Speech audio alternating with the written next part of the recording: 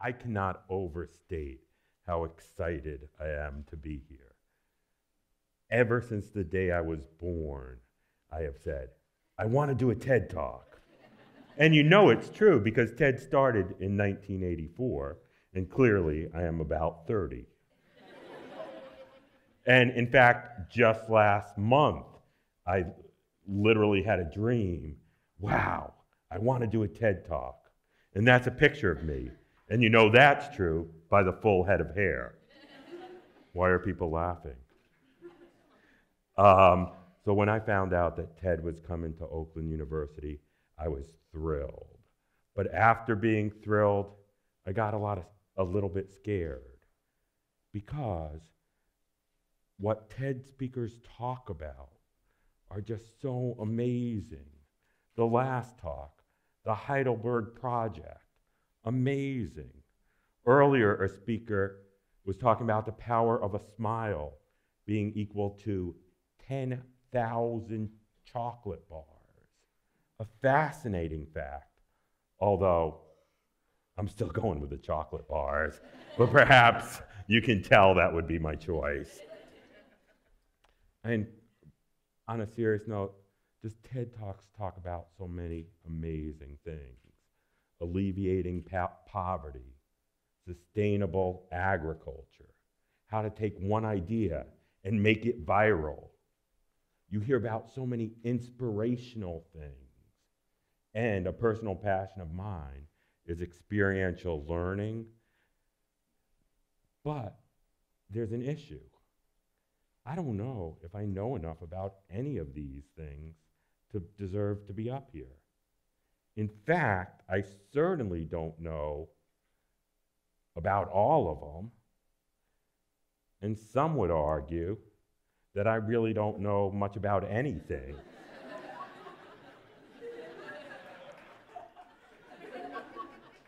So what on earth do I do? Then it occurred to me, there is one amazing project that I am dealing with right now, Café de Kuna.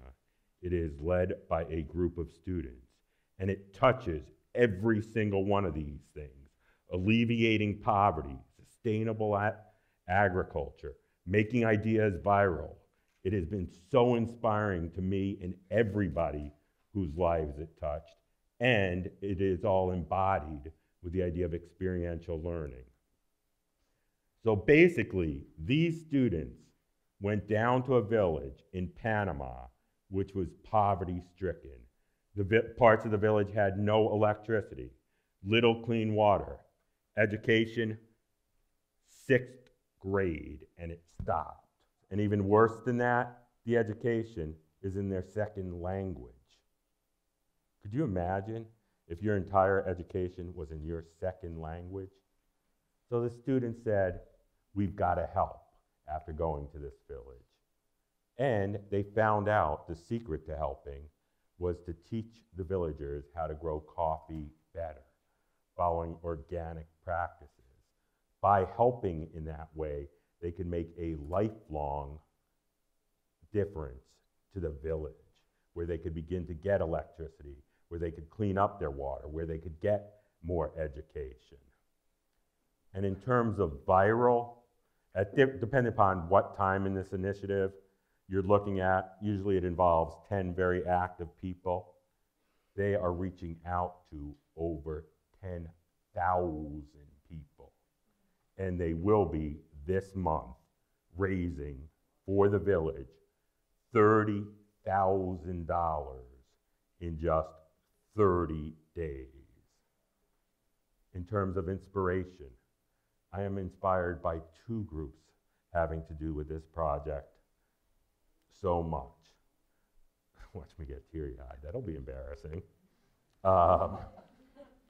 One, the village, who is so dedicated to improving the lives of their kids. I can't even tell you the comments they made and how passionate they are about it.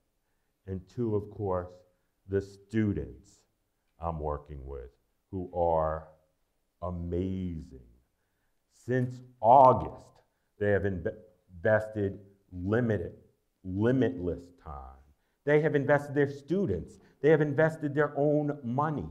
It's dedication like I've never seen before in my 20 years of teaching. And of course, all this time, they have been applying concepts. So it came to me. I'll just talk about Café de Kuna. But then I realized there was a problem again.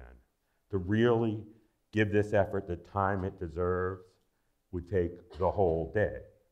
So I went to the TEDx organizers and said, you know, I know there's a lot of incredible speakers, but quite frankly, if you could uninvite them all so I could just talk.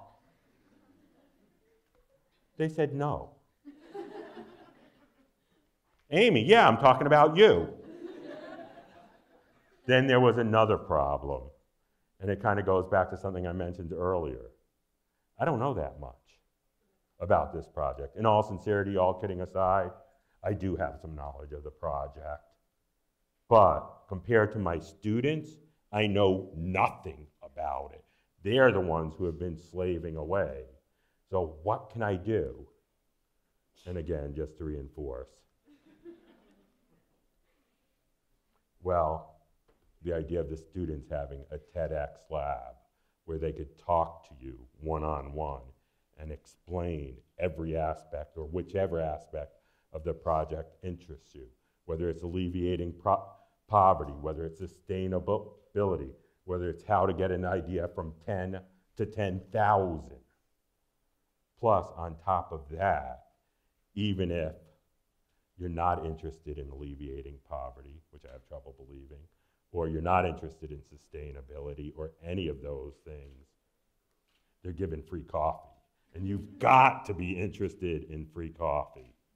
And let's say you're not interested in any good causes, you're not interested in coffee, let's go back to something, the power of a smile. If you do not visit these students, they will be so upset. So what you need to do is make them smile, please. And since quite frankly, the real value in me being here is to get you to talk to them. And I do realize that people are watching this online streaming, or it might even be or it will be broadcast later. They could find out a lot more about the project by going to cafedecuna.org. So if you want to find out how you can make a difference by helping them make a difference, just visit them at the TEDx lab. And thank you so much. I really appreciate it.